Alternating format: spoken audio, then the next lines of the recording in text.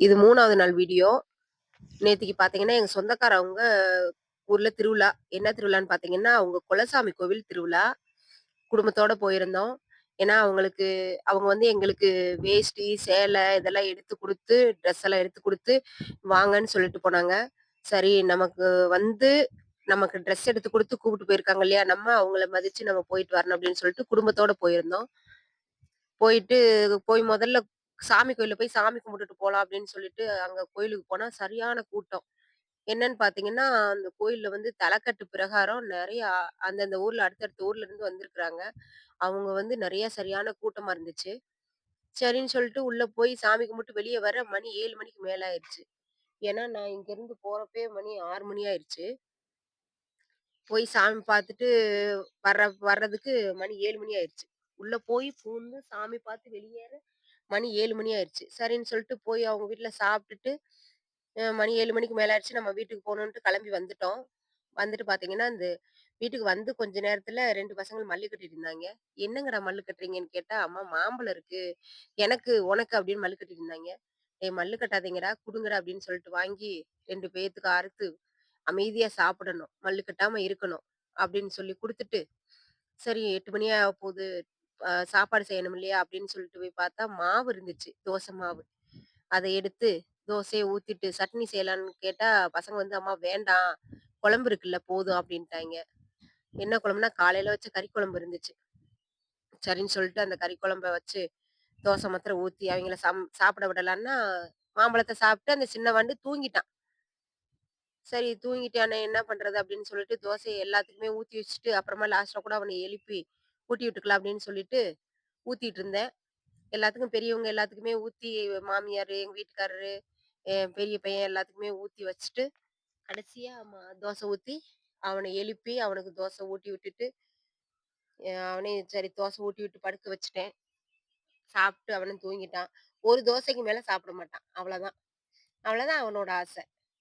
அதுக்கப்புறம் இருக்கிற பசங்கள சாப்பிட விட்டுட்டு, எங்க வீட்டுக்காரரு, என் மாமியார் எல்லாத்துக்கும் தோசையெல்லாம் சாப்பாடு போட்டு சாப்பிட விட்டுட்டு, கடைசியா நானும் எல்லா வேலையும் முடிச்சுட்டு, நான் சாப்பிட மணி 9 மணிக்கு மேல ஆயிருச்சு. 9 மணி 9:30 ஆயிருச்சு.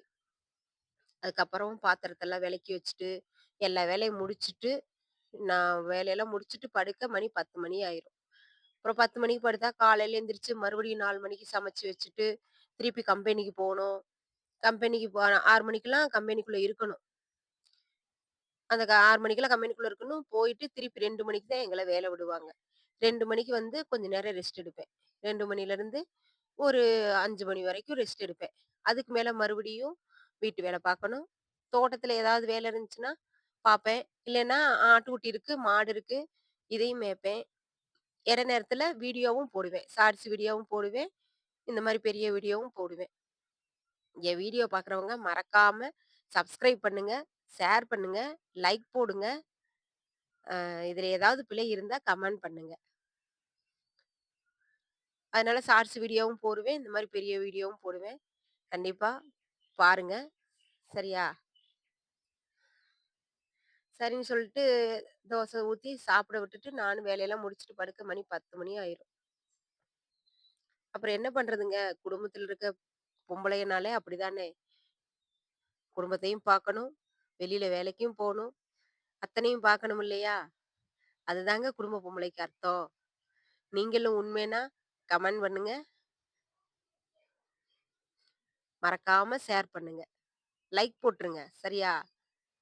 ஏன்னா லைக் போட்டா தான் என்னோட வீடியோ அடுத்தடுத்து அடுத்தவங்களுக்கும் போகும். சப்ஸ்கிரைப் பண்ணிருங்க. எதுக்காண்டி சப்ஸ்கிரைப் பண்றீங்க அப்டின்னா, பக்கத்துல இருக்க பெல் ஐகானையும் கிளிக் பண்ணிருங்க. ஏன்னா, அப்பதான் நான் போடுற வீடியோ உங்களுக்கு நோட்டிஃபிகேஷனா உடனே உடனே வந்து சேரும். அதுக்காண்டி சப்ஸ்கிரைப் பண்ணிருங்க. பக்கத்துல இருக்க பெல் ஐகானையும் கிளிக் பண்ணிருங்க.